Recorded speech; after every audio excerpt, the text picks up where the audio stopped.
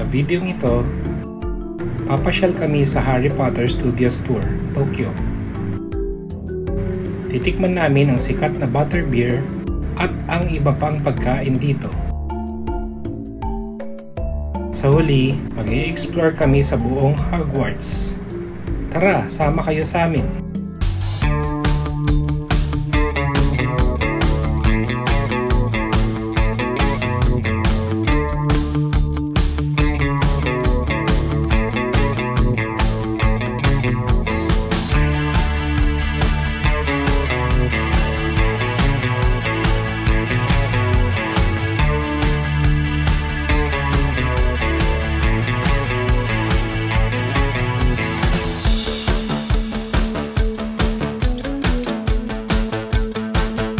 Good day everybody! Hatid lang namin si Anika sa school.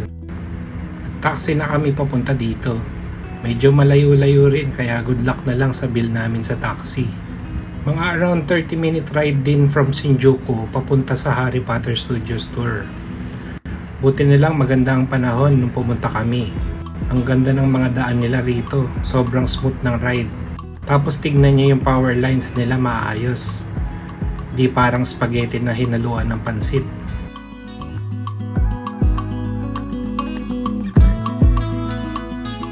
Pasok na siya sa school. School ka na? Sige na, pasok ka na sa school. Nandito na kami sa Harry Potter Studios Tour. Located siya sa may Nerima City. Ang ganda ng park niya sa labas.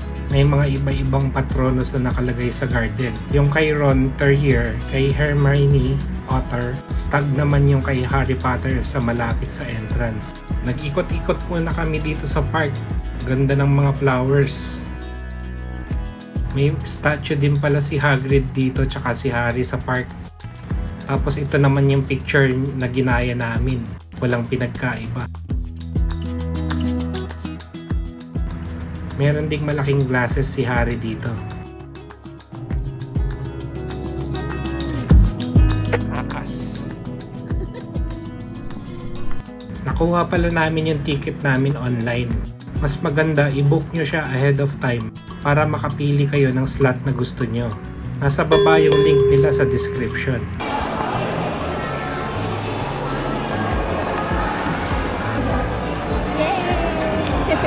Ito yung main entrance niya.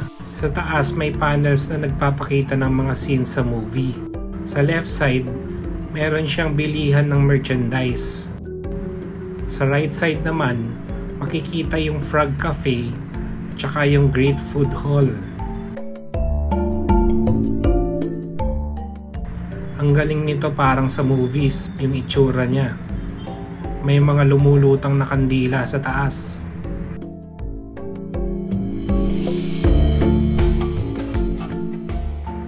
Pumasok muna kami sa gift shop. Kung fan ka ng Harry Potter, mauubos laman ng wallet mo dito. Sobrang dami ng merchandise dito, saka sobrang ganda ng gift shop nila. Akala ko ito na yung exhibit. Ito binebenta to? O display lang? Ganda oh. Butterbeer. Sugar quill lollipop. Chocolate frogs. Every flavor bean. Exploding bonbons. Anak ni Janice. Grabe talaga yung details ng store na to. Ang gaganda. May mga mabibilan din na mga robes dito pero mahal. Hanap lang kayo sa Shopee, mas mura.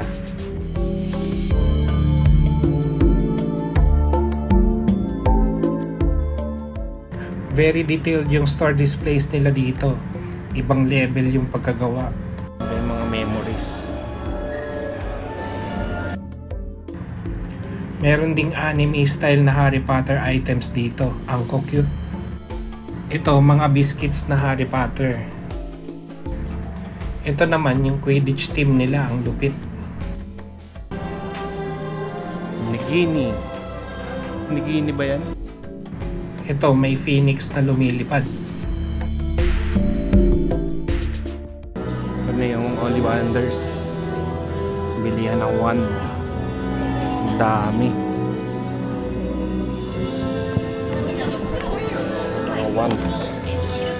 mahal. Oh, ito yung kay Hermione. Ano itsura?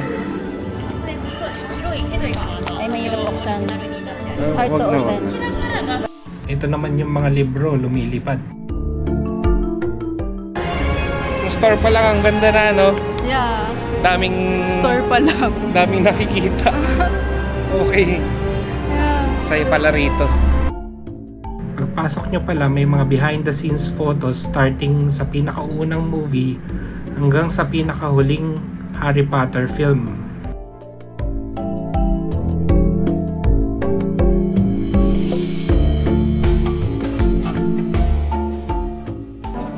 Ano yan?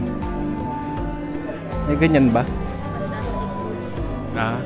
Harry Potter din yan. May part sa tour pala na hindi pwedeng kumuha ng video tsaka photo. Di ko na i-spoil sa inyo.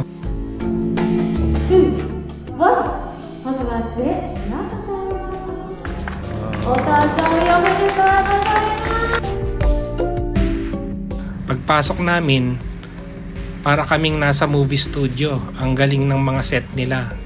Kung ano yung napanood nyo sa movies, nandito lahat. Sigurado madami kayong photo op dito. Nilabas na ni Anika yung malupit niyang wand.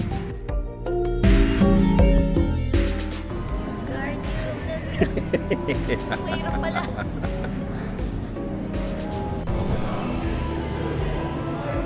Wingardium Leviosa. Swish and flick. Swish and flick. Ito yung binili ni Anika ang stick. Dapat namulot na lang ako sa labas. Makikita nyo dito kung paano nila nagawa yung mga sets sa movies. Madami ding prop replica dito.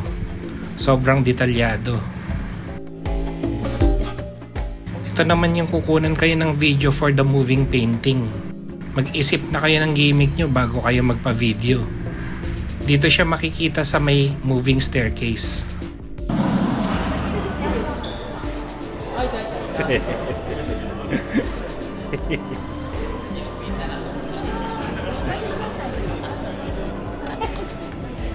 Wait, please.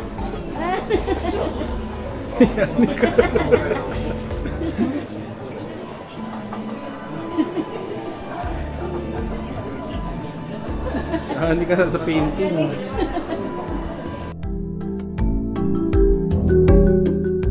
Ang ganda nitong moving staircase na to. Mula sa mga moving paintings saka mga moving stairs mismo. Sobrang accurate sa movies.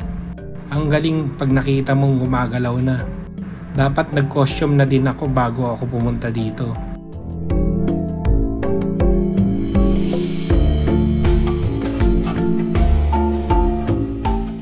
Ito naman yung set ng quarters nila Harry sa Hogwarts.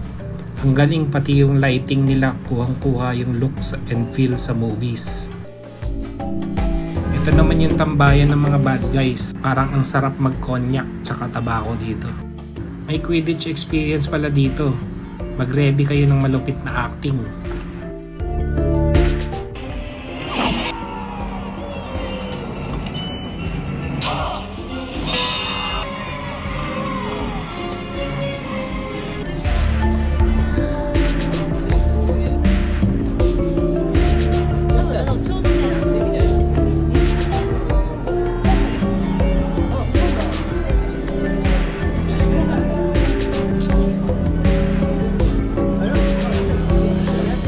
Bukod sa mga set pieces, meron ding mga costume designs saka miniatures na ginamit nila sa paggawa ng movie. Ang galing nitong carriage na hinihila ng mga kabayo, very detailed.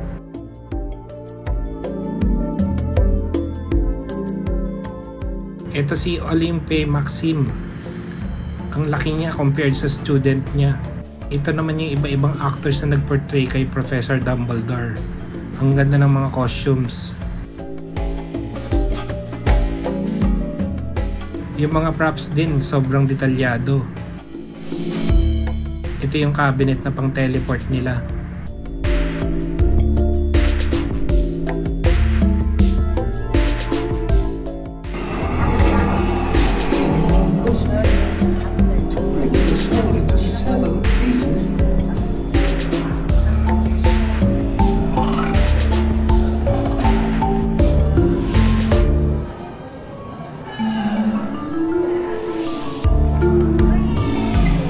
Si Anika nagtatry mag-magic. Ito naman yung pwede kayong mag-design ng mask ng Death Eater, tapos makikita nyo mag-a-appear yung mask na ginawa nyo sa cabinets. Ano yan, Nak? There are many questions to answer at the beginning of the prop making process. Senior architects will discuss what any particular prop needs to accomplish, visually or physically. Either concept artist will make various drawings, Saan lalabas? and then our team Ayun. create samples and help inform the design. Prop makers will just start building, riffing on any. Sa sobrang magical ng lugar na to, natuto na ding mag-magic yung asawa ko.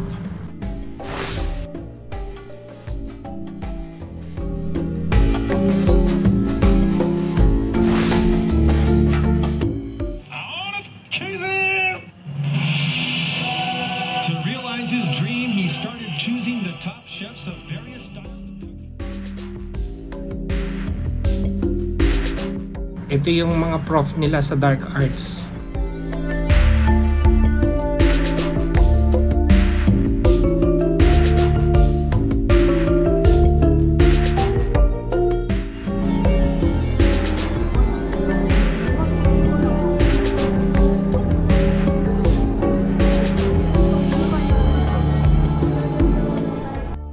Ito si Voldemort saka si Nagini. Magpapatalo ba ako kay Mami? Siyempre, kami din magmamagic.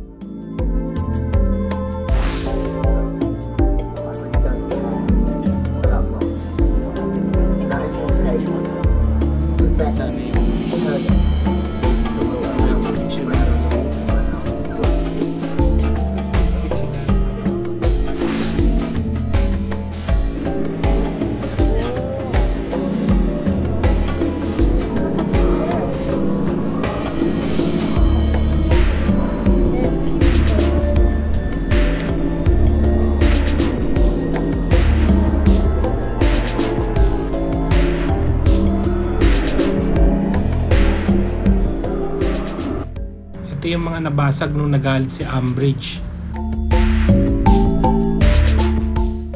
Yan, papunta naman kami sa Dark Forest.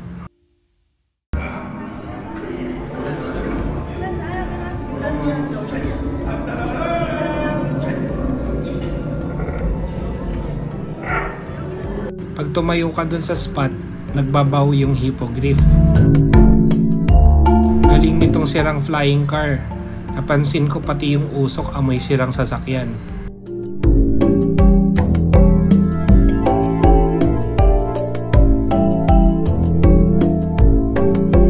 Ito naman yung mga centaur.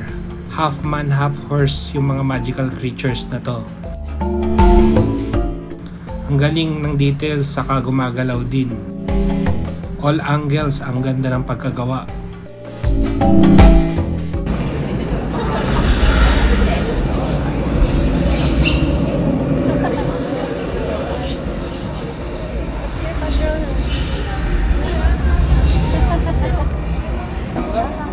Yan. Anika, stay here in front of Daddy.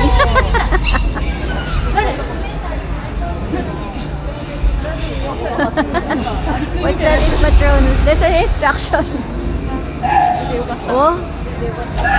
What is that, beer? Iba-iba ba yun? Iba din. Oh, wolf, Anika!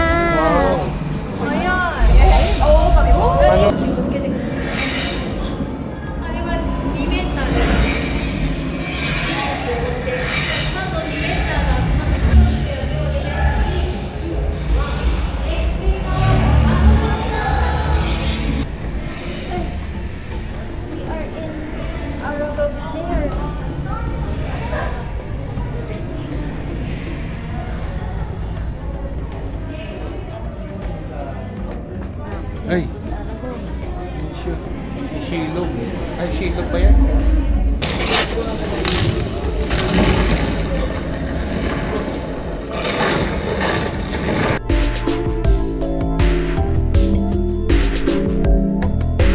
Pagkalabas sa Dark Forest, makikita niya naman yung bahay ni Hagrid. Di na namin siya naikot pero alam ko pwedeng pumasok sa loob dito. Pa-comment naman kung pwedeng pumasok sa loob. Ready? Picture muna kami.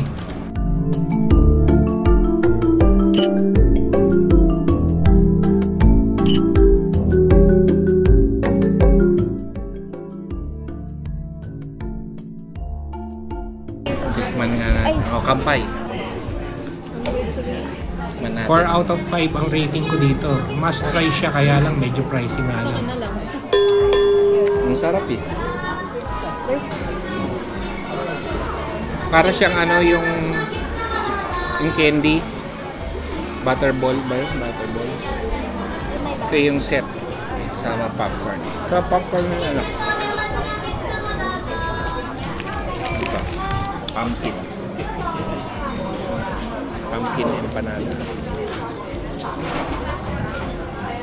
Kumain na kami sa Backlot Cafe. Slide rin sa amin ni Mami. Tapos kay Anika naman yung Hufflepuff. Nag-order din kami ng Hedwig cake. Nung kay Anika kami kasamang tanim. May halaman. Masarap yung Slytherin meal. Sausage siya na may mash and peas. Yung Hufflepuff naman, roast chicken with veggies saka toast. Medyo mahal lang ang food dito pero masarap siya. Try nyo na din pag nandito kayo. 4 out of 5 ang rating ko dito. Must try siya, kaya lang medyo pricey nga lang. Ano kaya yan? Try natin yung lupa.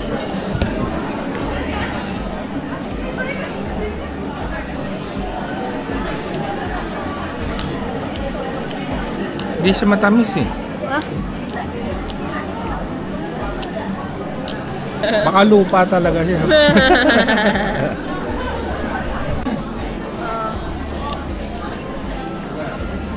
Yung icing niya. Ano yung icing? Matigas?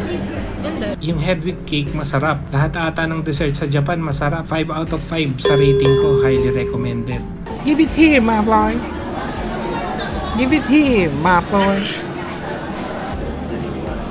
Try natin yung halaman. Ano siya? Ito, design.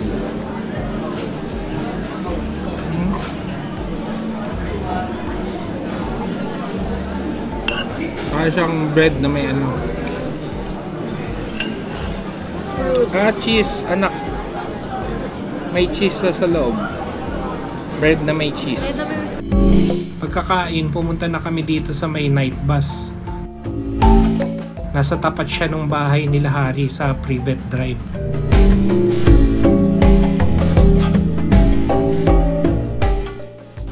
Marami kang schoolmate dito.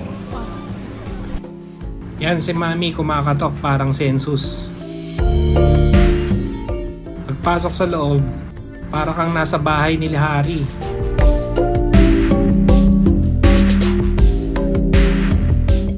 Ang galing ng kwarto niya under the stairs.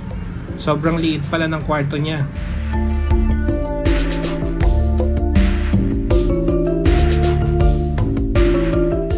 Yung sala may lumilipad na mga letters from Hogwarts.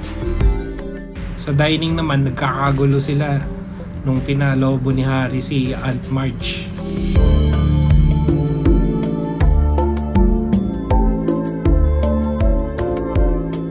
Pati sa kitchen sobrang detalyado. May mga natirang pagkain tsaka maduduming mga pinggan. Meron din pala yung crooked wooden bridge dito. Feel na feel ng anak ko na magpa-picture dito. Nakakatawa naman kasi.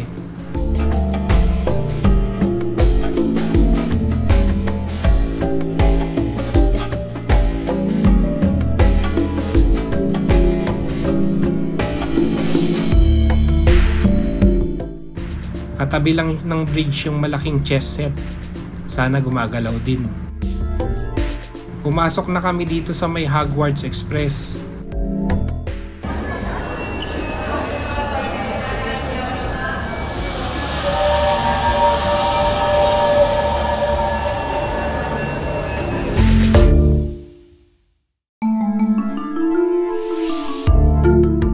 Merong Merong photo op dito para sa platform 9 3/4. Sakay na. Ticket mo. Ano ka? Ticket mo. Give it here, mas laway. I'll take the lot.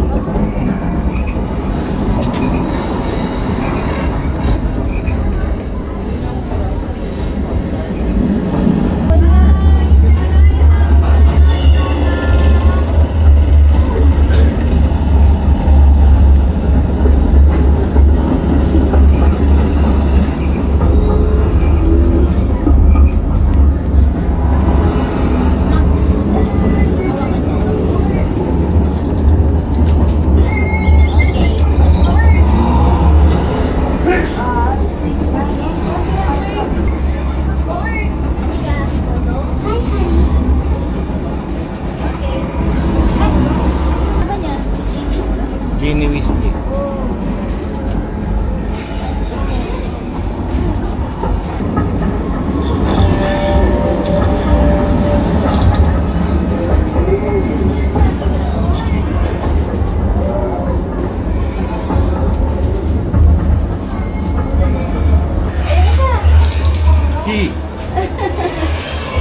Maligno.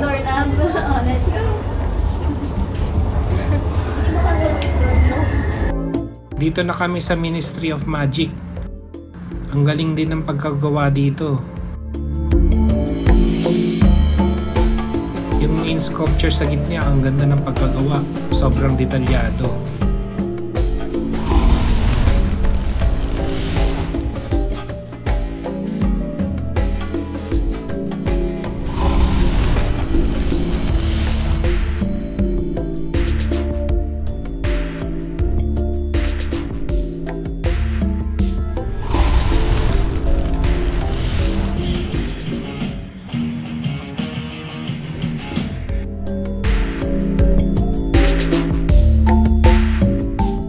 Galing ng animatronic ni Hagrid, gumagalaw.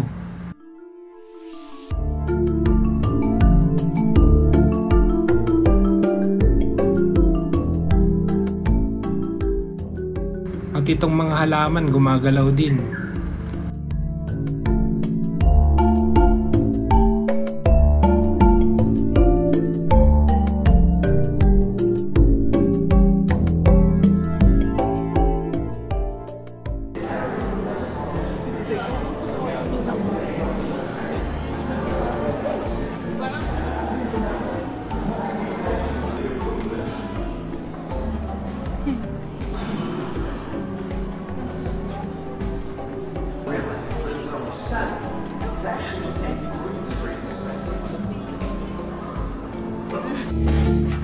Ito naman yung mga bank teller nila sa bangko.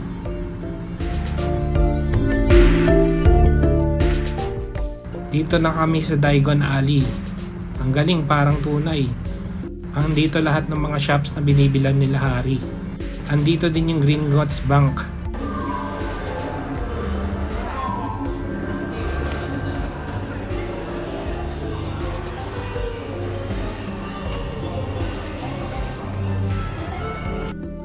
Yung bawat store nila parang totoo. Makikita mo din yung mga nasa loob.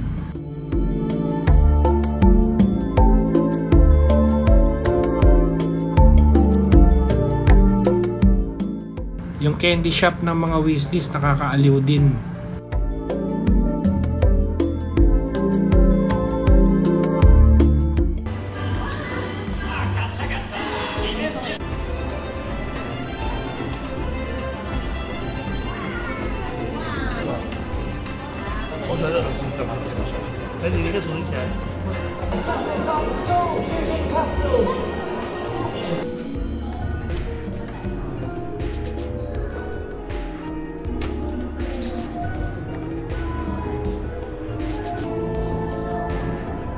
Sa may bandang end part, makikita niyo yung mga letters saka yung Marauders map. Sa last part ng tour, may higanting miniature ng buong Hogwarts. Sobrang ganda nito saka highly detailed. Bawat sulok ng Hogwarts makikita nyo dito. So overall, nag-enjoy naman kami ng family ko sa Harry Potter Studio Tour Tokyo. Lalo na yung mag-ina ko, super fan sila ng Harry Potter. Bibigyan ko siya ng 5 out of 5 sa ratings ko. Highly recommended siya. So dyan na magtatapos ang video namin. Kung nagustuhan niyo yung video, pa-like and subscribe naman. Hanggang sa muli, see you on the next video.